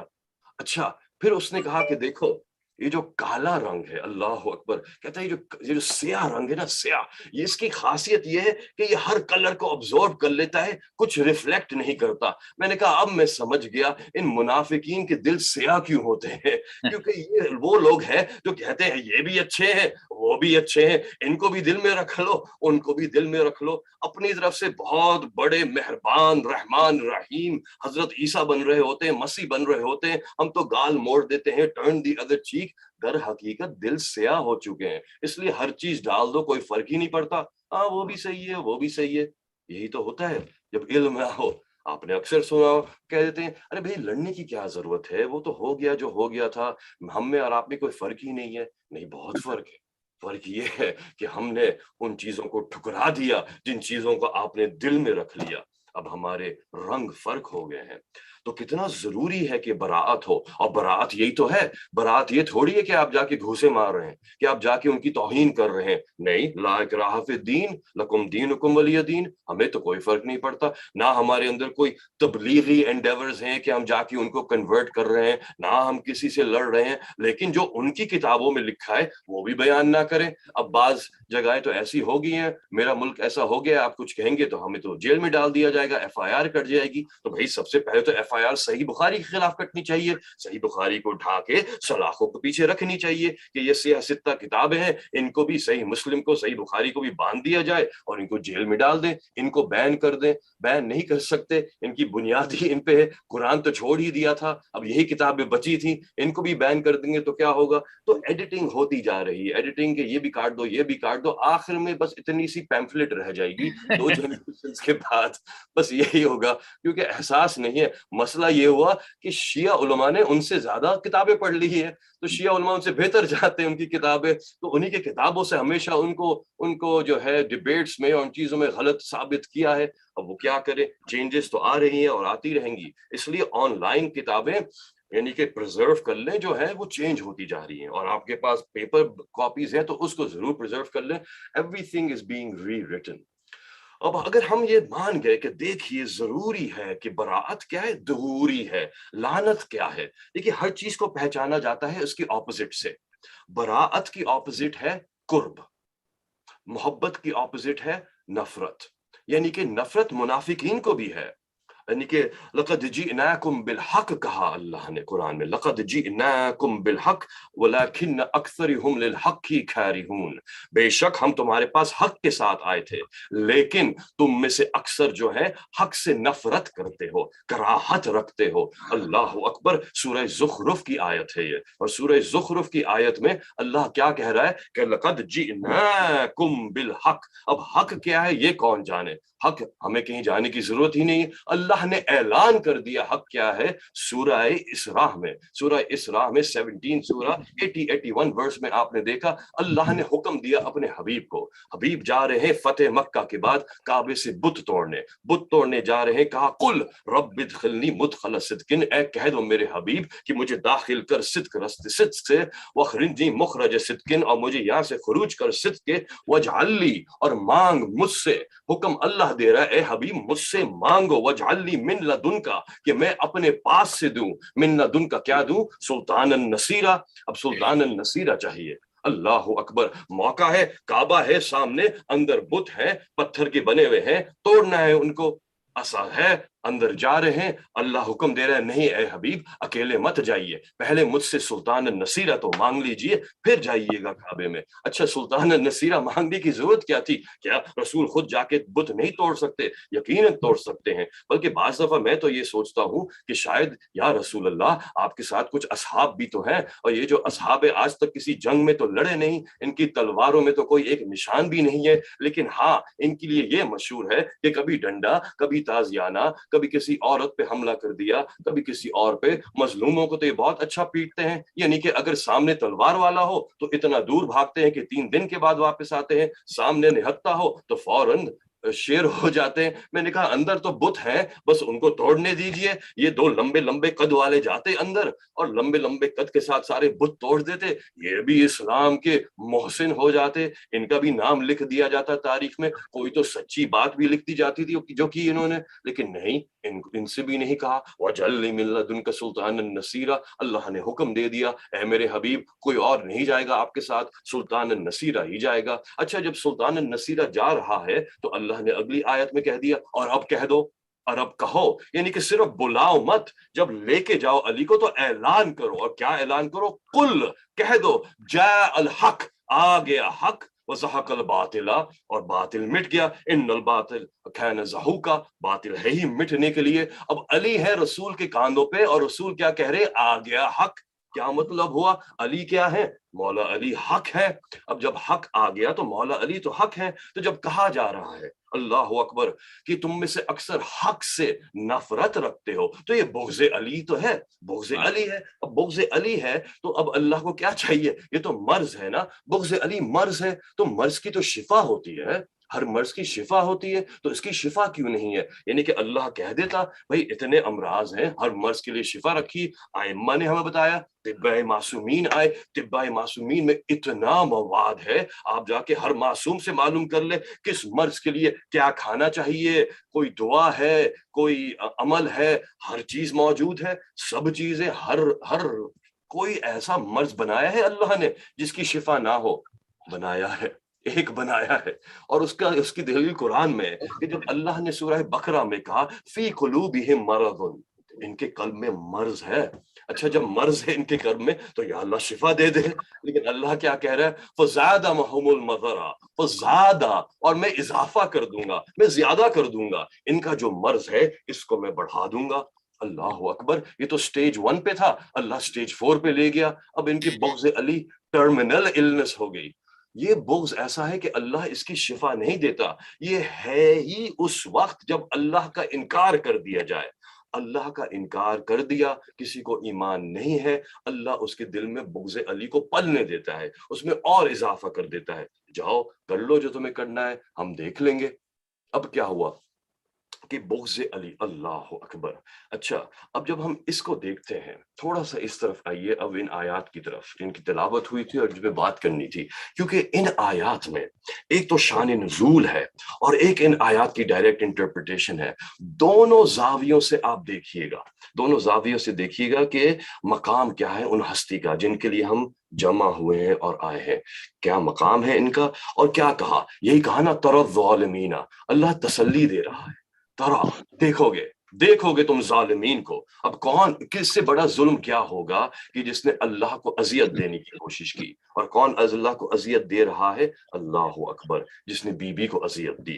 تر الظالمین مشفقین, تم دیکھ لو گے یہ جو ظالمین ہیں اس وقت خوف زدہ ہوں گے, مما کسبو, جو انہوں نے کیا تھا, وَهُوَ وَاقِعٌ بِهِمْ, اور اب ان کے اوپر ہو رہا ہے. اللہ اکبر. تاریخ نے لکھا, صحیح بخاری نے لکھا, اس نے عثمان, اس نے جو ہے کیا کہتے ہیں ابن عوف سے کہا, اس نے جو ہے خلیفہ دویم نے معاویہ کو خط لکھا جو تاریخ میں ہے, جس میں اپنے شرمندگی کا اظہار کیا, اپنی غلطی کا اظہار کیا اور احساس کیا, لیکن معافی جا کے مانگی, کوشش بھی کی, بی بی نے معاف نہیں کیا. یعنی کہ معافی سچی نہیں تھی, اگر سچی ہوتی تو وہ رحمان و رحیم کی مظہر ہے, لیکن اندر پھر بھی وہی تھا. اور کیسے سچی نہیں تھی, اگر سچی معافی ہوتی یہ تھوڑی ہوتا کہ بس جا کے ان سے کہہ دیا سوری, یہ تو ویسے ہی جیسے پولیٹیشینز آج کل آ کے اپولوجائز کر دیتے ہیں. معافی یہ ہوتی کہ فدق واپس کیا جاتا, خلافت واپس کی جاتی, توبہ کی جاتی, کوڑا پکڑایا جاتا ان کے ہاتھ میں, اب آپ وہ کریں جو میں نے آپ کے ساتھ کیا. اللہ اکبر. کم از کم اتنا تو ہوتا نا. ارے ان سے بہتر تو وہ مزاحیہ تھا جو جوکر تھا یزید کا, کہ جس نے ایک ہاتھ بڑھایا تھا شہزادی کی طرف, چھوٹی شہزادی کی طرف, بنت حسین کی طرف, کہ ان کو میری کنیزے میں دے دیں. جب احساس ہوا کون ہے, اپنا ہی ہاتھ کاٹ لیا تھا. یہ ہوتی ہے توبہ, یہ ہوتا ہے کہ ہاں واقعی ہے. اب کیا کیا انہوں نے, اللہ اکبر. اب یہ ظالمین ہیں, اب یہ دیکھ رہے ہیں, وَهُوَ وَاقِعٌ بِهِمْ وَالَّذِينَ آمَنُوا, اور یہ جو ایمان والے ہیں وہ عملوا الصالحات ہیں. اب یہ کون ہے, یہ وہ ہے جنہوں نے ایکسیپٹ کیا. دیکھیے براءت کا اپوزٹ کیا ہے, قرب. براءت آپ نے دوری کی, قرب قریب آئے. قربتاً الی اللہ, جب آپ اللہ کی قربت چاہ رہے ہیں تو اس کا مطلب یہ ہے کوئی فوکل پوائنٹ ہے جس کی طرف آپ جا رہے ہیں, ورنہ قربت کی ضرورت کیا تھی. آپ کی ہر نیت قربتاً الی اللہ کیوں ہوتی ہے, آپ کی نیت یہ کیوں ہوتی ہے کہ میں اللہ کے قریب ہو جاؤں. وہ اللہ جو کہہ رہا ہے کہ میں تمہاری شہرک سے زیادہ قریب ہوں, میرا خیال ہے آپ کی نیت ہونی چاہیے کہ مجھے اللہ کی رضا مل جائے. میں نماز پڑھتا ہوں اللہ کی رضا کے لیے, میں حج کرتا ہوں اللہ کی رضا کے, میں نماز پڑھتا ہوں اللہ کی خوشنودی کے لیے, میں نماز پڑھتا ہوں اللہ کی کریمی کے لیے. لیکن آپ نہیں, آپ کہتے ہیں قربتاً الی اللہ, یعنی کہ آپ کے لیے یہ نیت ہے. کیوں ہے یہ نیت, اللہ اکبر. یعنی کہ یہ کیوں کہا گیا کہ امیر المؤمنین صلاۃ المؤمن ہے اور بی بی صلاۃ نیت صلاۃ ہے, کیوں ہے, کیا ہے یہ قربتاً الی اللہ ہے کیا, یعنی کہ کوئی تو قریبی پوائنٹ ہے, ورنہ قربت کی ضرورت کیا تھی. یہ لفظ ہی کیوں آیا اس میں, یہ اتنا اہم کیوں ہے یہ لفظ قربت, یہ کہا نہیں قریب ہو جاؤ. اچھا قریب ہونے کا مطلب یہ ہوتا ہے کہ ایک پوائنٹ ہوتا ہے جو قرب کا ہوتا ہے کہ میں اس کے قریب ہو رہا ہوں. آپ اپنی گاڑی میں جا رہے ہیں, آپ نے دوست سے کہا میں تمہارے گھر کے قریب آ رہا ہوں, آپ چلے تھے اپنے گھر سے, آپ اپنے گھر سے چلے تھے, آپ دوست کے گھر جا رہے ہیں, جتنا آپ دوست کے گھر قریب ہوتے جائیں گے اتنا اپنے گھر سے دور ہوتے جائیں گے. تو یعنی کہ براعت کہیں سے ہوگی تو قرب کہیں پہ ہوگا.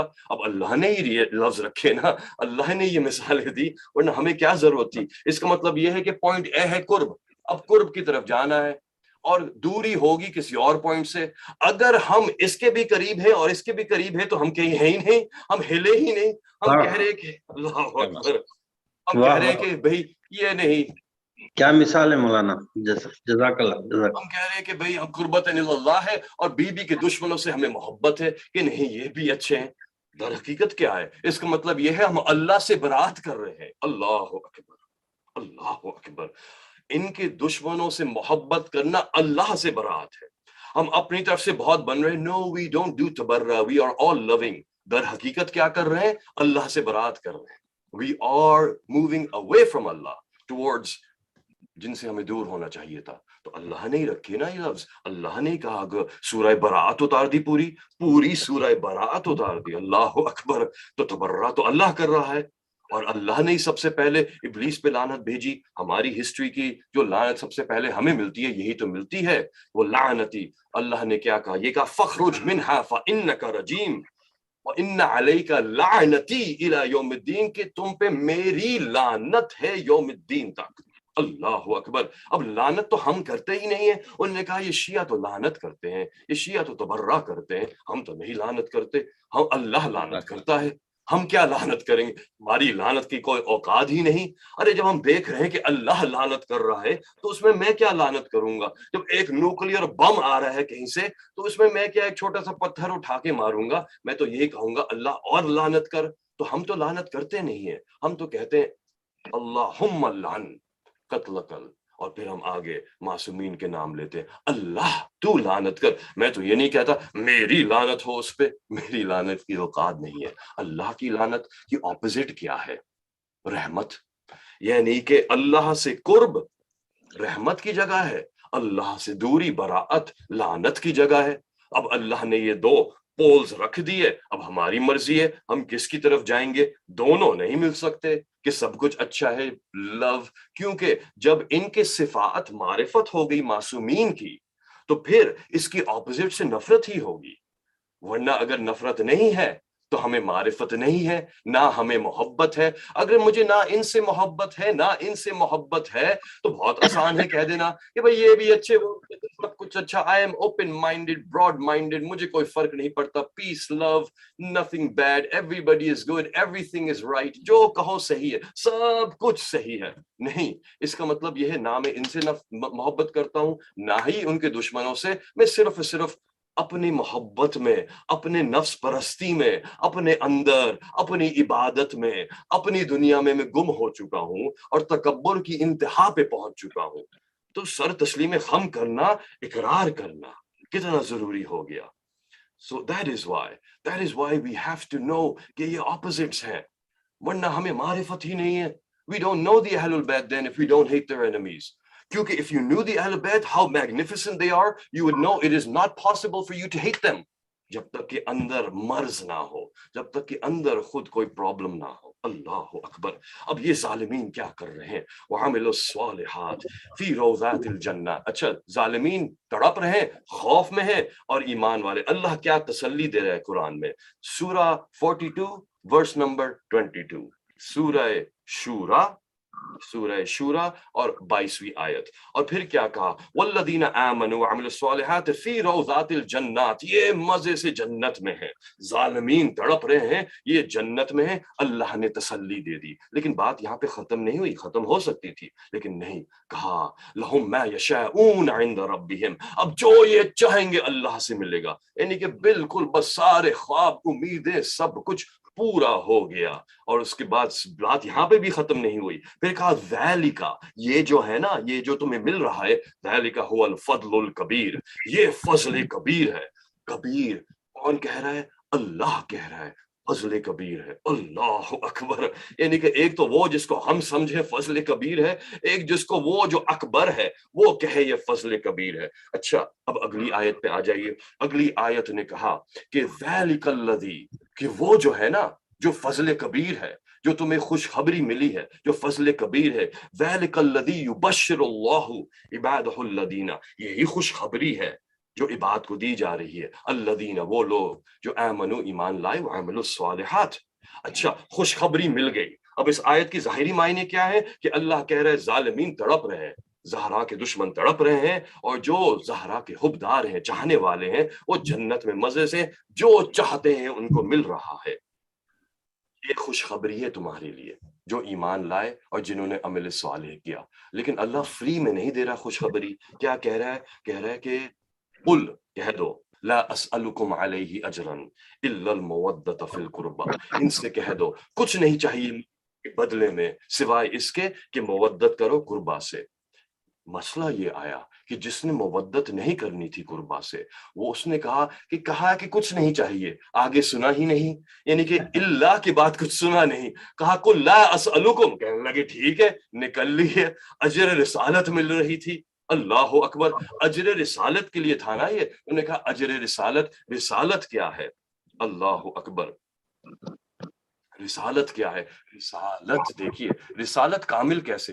اليوم اکملت لکم دینکم واتممت علیکم نعمتی ورضیت لکم الاسلام دینا، آج کے دن تمہارا دین کامل ہو گیا، رسالت سے دین پہنچا۔ اصحاب کہہ رہے ہیں ہمیں اجر دی، ہم اجر کیا دیں آپ کو دین کے مقابلے میں؟ اللہ اکبر، دین کامل کب ہوا؟ غدیر کے دن، یعنی کہ دین جو پہنچا ہے تو کیا پہنچا ہے؟ ولایت پہنچی ہے، یعنی کہ ولایت امیر المؤمنین سے دین کامل ہو رہا ہے، رسالت کامل ہو رہی ہے۔ فما بلغت رسالتا، یا اگر تم نے یہ نہیں کیا اے میرے حبیب تو رسالت پہنچائی نہیں، رسالت پہنچائی نہیں، اس کا کیا مطلب ہوا؟ اس کا مطلب یہی ہوا کہ کچھ نہیں پہنچایا، اس کا مطلب یہ ہے کہ کچھ نہیں پہنچایا، یعنی کہ یہی تو پہنچانا تھا، اس کا مطلب یہ ہے یہی تو پہنچانا تھا، اور سب کچھ جو اب تک تھا اس لیے تھا تاکہ یہ تم جذب کر لو، شریعت تمہیں پاک کیا، طاہر کیا، تمہیں نماز سکھائی، وضو سکھایا، حج کرایا، جہاد کرایا، زکوٰۃ دلوائی، تاکہ اندر سے پاک ہو جاؤ، تاکہ اب تمہیں ولایت پیش کروں تو تم قبول کر لو، ورنہ تمہارا ظرف ہوگا ہی نہیں۔ اچھا جب قبول کر لیا ہے ولایت کو، اب اجر دو۔ اچھا جنہوں نے ولایت کو قبول نہیں کیا انہوں نے اجر بھی نہیں دیا، انہوں نے کہا قل لا اسألکم، نہیں چاہیے کچھ الا، اللہ اکبر، دیکھیے الا بہت بھاری لفظ ہے، یہ لا الہ الا اللہ میں الا آتا ہے، اللہ کا مطلب ہے کہ کوئی نہیں ہے معبود سوائے اس کے، اور ادھر مطلب ہے کوئی اجر نہیں ہے سوائے اس کے، آپ کچھ اور دینے کی کوشش کریں گے۔ اب ہم بارڈر کے نارتھ میں رہتے ہیں، آپ میں سے کچھ لوگ جو ہیں جیسے قمر صاحب ہیں، اور کچھ لوگ جو ہے بارڈر کے ساؤتھ میں رہتے ہیں، آپ کی بھی ڈالر ہے، ہمارے پاس بھی ڈالر ہے، میں بارڈر کراس کر کے اپنا ڈالر نہیں نکالتا، لیکن مجھے پتا ہے کینیڈینز کہتے ہیں کہ کوشش بھی مت کرنا، تم اپنا CAD دو گے، وہ کہیں گے USD دو، یہ کیا دے رہے ہو ہمیں یہ نہیں چاہیے، یہاں پہ USD پھر بھی چل جائے گا، آپ یہاں پہ کسی کو USD دے خوشی سے لے لیں گے۔ ہیملٹن میں کام کرتا تھا بارڈر کے قریب، وہاں پہ تو اکثر یعنی کہ USD بھی چل رہا ہوتا تھا، کیوں؟ کیونکہ انہوں نے کہہ دیا، امریکہ نے کہہ دیا کہ الا USD کچھ نہیں چلے گا، آپ کوئی اور کرنسی لا کے دکھائیں تو صحیح۔ اب مسئلہ کیا ہے؟ مسئلہ یہ ہے کہ ہمارے پاس بھی کرنسیز ہیں، ہمارے پاس نماز ہے، حج ہے، زکوٰۃ ہے، ہمارا خمس ہے، ہمارے مختلف اعمال ہیں، ہم ان کو پیش کریں گے ولایت کے بدلے میں، لیکن اللہ کیا کہہ رہے ہیں؟ نہیں، یہ نہیں دے سکتے۔ نماز پڑھو واجب ہے، لیکن تمہاری نماز کی اوقات یہ نہیں ہے کہ اجر دو تم ولایت امیر المؤمنین کے برابر، ولایت امیر المؤمنین کے برابر جو اجر ہوگا اس کا مقام وہی ہونا چاہیے، یعنی کہ علی کا کوئی کفو تو ہو کہ تم اجر دو، اور اس لیے کہا رسول نے وَلَوْلَا عَلِيٌّ لَمْ تَكُنْ كُفُوا لِي فاطمہ، علی نہ ہوتے فاطمہ کا کوئی کفو ہی نہیں ہے، یعنی کہ یہ کفو ہے، اس لیے ولایت آپ نے خریدی ہے، آپ نے بدلے میں اجر کیا دیا ہے، مودت فی القربہ۔ بحث شروع ہو گئی القربہ سننے کے بعد کہ القربہ رسول کی قربہ ہے، لیکن کہا ہی نہیں قربتی۔ آپ لفظ دیکھیے گا، ابھی یہاں پہ عباس رضوی صاحب نے بھی آیت کو کوٹ کیا ہے، آپ یہاں پہ دیکھ لیجئے گا۔ اب کیا ہوا کہ اس کے بعد والی آیت جو ہے آیت نمبر 23 ہے، اس میں کہا القربہ، الف لام قاف را با یا، القربہ، اگر القربتی ہوتا تو اس کا مطلب ہے میری قربت، کہا ہی نہیں القربہ۔ دیکھیے ال ڈیفینیٹو، ایک قربہ ہے، القربہ ایک، بس۔ اب ڈھونڈنا یہ ہے کہ کیا ہے۔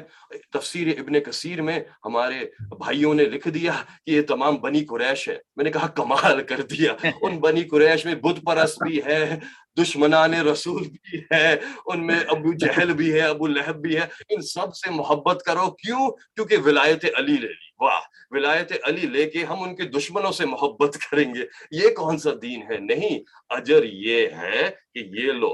اچھا بات کیا ہو گئی؟ اب آپ نے ولایت لے لی تو جنت ملے گی، اچھا ولایت آپ نے خریدی ہے تو آپ کے پاس رسیت ہوگی، جب آپ کے پاس رسیت ہوگی تو جنت میں آپ پہنچ کے کہیں گے کہ دیکھیے میں نے خریدی تھی ولایت، اچھا خریدی تھی، قرآن نے تو کہہ دیا کہ آخری سوال یہی تو ہوگا ولایت کا، سب حساب ہو گیا، جنت کی طرف جا رہے ہیں، ابھی رک جاؤ، ابھی ان سے ایک اور سوال باقی ہے وہ تو کر لو۔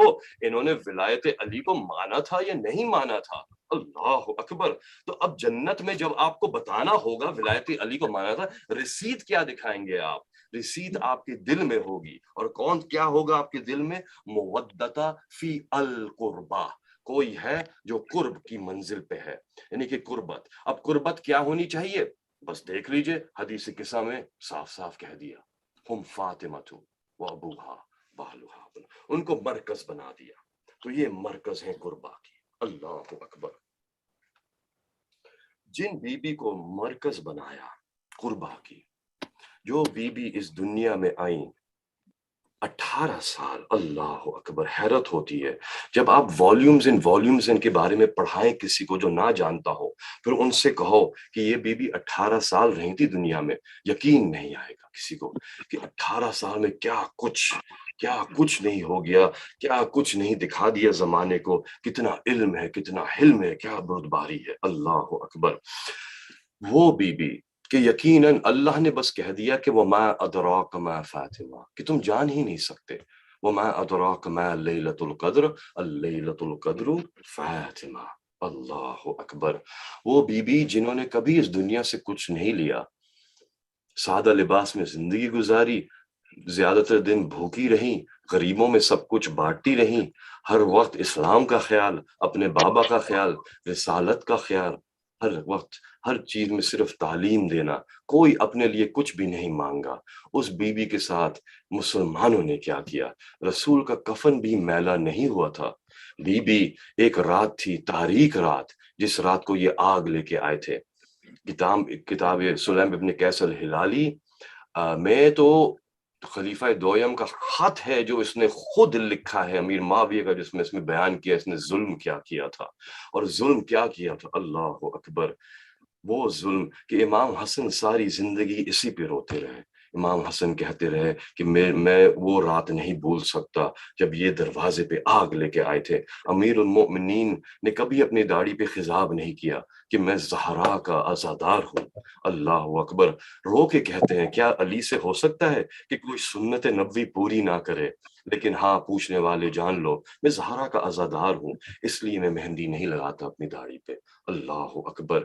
اور کیا وقت تھا؟ وقت یہ تھا کہ لکھا خط میں خود کہ ایک وقت وہ آیا کہ سب سامنے جمع ہو گئے. جب جمع ہو گئے سامنے تو کہا کہ علی کو باہر بھیجیے. جب علی کو باہر بھیجنے کا آیا تو بی بی فوراً دروازے کے پاس گئیں اور کہا کہ نہیں, میں علی کو باہر نہیں آنے دوں گی, تم لوگ اندر نہیں آ سکتے, چلے جاؤ. لیکن گئے نہیں, اور لوگ آ گئے, آگ لے کے آ گئے, تازیانہ لے کے آ گئے. اللہ اکبر. اس واقعے سے پہلے بی بی کے دونوں ہاتھ اٹھتے تھے, اس واقعے کے بعد بی بی کا ایک ہاتھ اٹھتا نہیں تھا. اس واقعے سے پہلے بی بی کا پہلو سالم تھا, اس واقعے کے بعد ایک ہاتھ پہلو پہ رہتا تھا. آپ جانتے ہیں ایک ہاتھ اٹھتا نہیں تھا, دوسرا ہاتھ یا تو پہلو پہ ہوتا تھا یا پھر چہرے پہ ہوتا تھا. اللہ اکبر. بیان کرنا بہت مشکل ہے, بہت سخت منزل ہے. لیکن بی بی سے بی بی فضہ نے پوچھا تھا کہ آپ یہ اپنا چہرہ کیوں چھپاتی ہیں؟ اللہ اکبر. ایسی گستاخی کی تھی اس ملعون نے اپنے ہاتھ سے کہ بیان نہیں کر سکتا. لیکن بی بی نے کہا تھا کہ حسنین اور علی برداشت نہیں کر سکتے دیکھنا یہ جو نیل پڑ چکا ہے. اللہ اکبر. کیسا ظلم, کیسے مسلمان تھے یہ. جانتے آخری دن کیسا گزارا ہے بی بی نے؟ بی بی فضہ روایت کرتی ہیں کہ جب صبح ہوئی تو میں نے دیکھا کہ شہزادی اس حالت میں نماز پڑھنے کے بعد میں نے دیکھا کام کر رہی ہیں گھر میں. میں بھاگی ان کے پاس گئی, میں نے کہا شہزادی آپ کیوں کام کر رہی ہیں؟ میں موجود ہوں. کہا اور میری باری ہے آج, آپ کیسے کر رہی ہیں آج کام؟ کہا کہ نہیں فضہ, میں جانتی ہوں تمہاری باری ہے آج, لیکن آج مجھے کام کرنے دو, نہ جانے شاید اس کے بعد میں اپنے بچوں کے لیے کچھ نہ کر سکوں. کہا کہ شہزادی نے گھر جو کام کرنے تھے کیے. حسنین کو انہوں نے نہلایا, کپڑے بدلوائے, بالوں میں کنگھی کی. ہاں, اس کے بعد شہزادی بالوں میں کنگھی نہیں کر سکیں گی. شاید شہزادی کہہ رہی ہوں اے حسین آج تو میں تمہارے بالوں میں کنگھی کر رہی ہوں, ایک وقت آئے گا کہ نہ جانے کس ملعون کے ہاتھ ہوں گے تمہاری زلفوں میں. ہاں, سب بچوں کو اللہ اکبر جب نہلایا تیار کر دیا تو اپنے سے دور بھیجنا کر دیا. اللہ اکبر. حسنین اور امیر المؤمنین کو بھیج دیا. امیر المؤمنین سے اپنے آخری لمحوں میں وصیت کی. وصیت ایسی تھی کہ بیوی بھی رو رہی تھی, علی بھی رو رہے تھے. علی فاطمہ سے کہہ رہے تھے, فاطمہ اللہ اکبر. بی بی کہہ رہی تھی, علی آپ میری زندگی میں مت روئے, رسول نے آپ کو میرے حوالے کیا تھا, میری زندگی میں آپ نہ روئے. کہا اے فاطمہ کیسے نہ روں, ابھی تو رسول کا غم نہیں کم ہوا کہ تم بھی ہمیں چھوڑ کے جا رہی ہو. اللہ اکبر. اب بی بی سے کہا, علی نے آپ بھی نہ روئیے. بی بی نے کہا میں کیسے نہ روں علی, میں دیکھ رہی ہوں کہ میرے بعد آپ پہ کیا کچھ نہیں ہونے والا, کیا ظلم کے پہاڑ ٹوٹیں گے آپ کے اوپر. اے علی دیکھو میرے جنازے کو رات میں اٹھانا, تاریکی میں اٹھانا, دن میں نہ اٹھانا. اور ہاں جنہوں نے اذیت کی ہے ان میں سے کسی کو میرے جنازے میں آنے کی اجازت نہیں ہے علی. اللہ اکبر. اس کے بعد بہانے سے, نہ جانے کس بہانے سے, میں سوچتا ہوں کہ جو منظر بیان ہوتا ہے تاریخ میں کہ جو آخری وقت تھا, گھر میں بی بی فضہ موجود تھی, آخری وقت میں حجرے میں چلی گئی تھی جناب سیدہ. جناب سیدہ تسبیح پڑھتی جاتی تھی اور بی بی فضہ سے کہا کہ اے فضہ دیکھو جب تک تسبیح کے دانوں کی آواز آ رہی نا تو سمجھ جانا کہ زہرا اب ہے, جب آواز آنا بند ہو جائے تو سمجھ جانا میں واپس اپنے رب کی طرف پلٹ گئی ہوں, میں اپنے بابا سے جا ملی ہوں. بی بی فضہ کس عالم میں سوچتا ہوں وہ تسبیح کے دانے سنتی ہوں گی کہ ہر دانے پہ دعا ہوگی, یہ بھی یا اے میرے معبود بس ان دانوں کی تسبیحات سنتی رہوں میں, اس زہرا کو ہم سے نہ چھینیے, یہ پنجتن کا نور ہے. اللہ اکبر. لیکن ہاں ایک وقت آیا, بس یہی سوچتا ہوں میں, اے بی بی آپ کے بابا دنیا سے گئے تو ان کا سر تو آپ کے زانو پہ تھا, کبھی علی کے زانو پہ تھا. امیر المؤمنین جائیں گے دنیا سے, ان کا سر تو حسن کے زانو پہ ہوگا نا, حسن جائیں گے ان کا سر حسین کے زانو پہ ہوگا. بی بی آپ تنہا کیوں, آپ مصلے پہ کیوں, آپ حجرے میں کیوں, کہ آپ نے کسی نہ کسی بہانے سے سب کو دور کر دیا. اور فضہ سے کہا بس تم بیٹھ جاؤ یہاں پہ, نہ جانے کیوں, لیکن دل کہتا ہے بی بی سے برداشت نہ ہوا گا. اے میرا لال حسین, ایک وقت آئے گا کہ تم لاکھوں میں تنہا ہوگے, آخری وقت میں تمہارا سر کسی کے زانو پہ نہیں ہوگا بلکہ شمر کا گھٹنا تمہارے سینے پہ ہوگا اور خنجر گلے پہ ہوگا. زہرا سے بھی برداشت نہ ہوا, میں بھی تنہا جاؤں گی. ہاں اے زینب و ام کلثوم تمہارے خیموں کو آگ لگائی جائے گی, دامن میں آگ لگے گی. دیکھو میرے در پہ آگ لگ چکی ہے تم سے پہلے. اے زینب و ام کلثوم تمہیں ظالم کے دربار میں بلایا جائے گا. میں زہرا بھی 4 گھنٹے دربار میں کھڑی رہی, سب بیٹھے ہوئے تھے. تمام ظلم جو ہے, اے سکینہ تم بھی تو تماچے کھاؤ گی نا, نیل پڑیں گے. دیکھو دادی بھی, تمہارا بھی پہلو شکستہ ہوگا, میرا پہلو شکستہ ہو چکا. شہزادی نے کربلا بیان کر دیا کربلا سے پہلے. بس عزاداروں یہ وہ وقت تھا کہ جب آواز آنا بند ہوئی اور بی بی فضہ نے کیا دیکھا, ابھی حجرے کی طرف جا ہی رہی تھی, اچانک حسنین اندر آ گئے. جب حسنین اندر آئے تو جیسے ہی حسنین کو دیکھا بی بی فضہ نے کہا بچوں آ کے بیٹھ جاؤ, بچوں آ کے بیٹھ جاؤ. لیکن بچے کیسے بیٹھتے, بچے حیرت سے دیکھ رہے تھے. کہا اے اماں فضہ آپ کو پتہ نہیں ہم ابھی داخل ہوئے, گھر میں داخل ہوتے ہی ہم اپنی ماں کے پاس جاتے ہیں. کہا نہیں پہلے کچھ کھانا کھا لو, تمہاری ماں نے ہی بنایا ہے تمہارے لیے. اب بچے بیٹھ تو گئے. حسین کی آنکھ میں آنسو سجنے ہی والا تھا کہ فضہ کو وصیت یاد آ گئی. بی بی نے کہا تھا اے فضہ کبھی حسین کی آنکھوں میں آنسو نہ آنے پائے, اس کو رلا رلا کے مارا جائے گا. آنکھ سجنے ہی والا تھا. فضہ نے گلے سے لگا لیا, اے میرے شہزادوں کیسے بتاؤں کہ اب تمہاری ماں اس دنیا میں نہیں رہی. بس آخری جملہ عزادارو, حسنین شریفین بھاگ کے گئے اپنے بابا کے پاس. امیر المؤمنین مسند پہ تشریف فرما تھے. حسنین کو دیکھتے ہی کھڑے ہو گئے, امامہ سر سے گر گیا. انا للہ و انا الیہ راجعون. علی اس طرح دوڑ کے گئے گھر کی طرف. کسی نے آج تک علی کو اس طرح نہیں دیکھا تھا کہ نہ امامے کی پرواہ. علی پہنچتے ہیں اس حجرے میں, کیا دیکھتے ہیں کہ بنت رسول اللہ کی روح پرواز کر چکی ہے. حسنین کو بلایا اور ام کلثوم اور زینب کو جمع کیا, سب کو آغوش سے لگایا. انا للہ و انا الیہ راجعون. فسيعلم الذين ظلموا أي منقلب ينقلبون ألا لعنة الله على القوم الظالمين. آپ سے التماس ہے, غیر فاتحہ ہے, آپ سے گزارش ہے کہ ان مرحومین کے لیے، تمام حاضرین کے مرحومین کے لیے، شہداء ملت جعفریہ کے لیے، اور بالخصوص طیبہ جعفری، صبیحہ جعفری، سیدہ صالحہ موسوی، معصومہ جعفری، لیلہ جعفری، سیدہ جعفری کی ارواح کے لیے ایک دفعہ سورہ فاتحہ، 3 دفعہ سورۃ الاخلاص اور 1 دفعہ سورہ قدر کی تلاوت فرما دیجیے۔ جزاک اللہ، اللہم صلی اللہ علیہ وسلم۔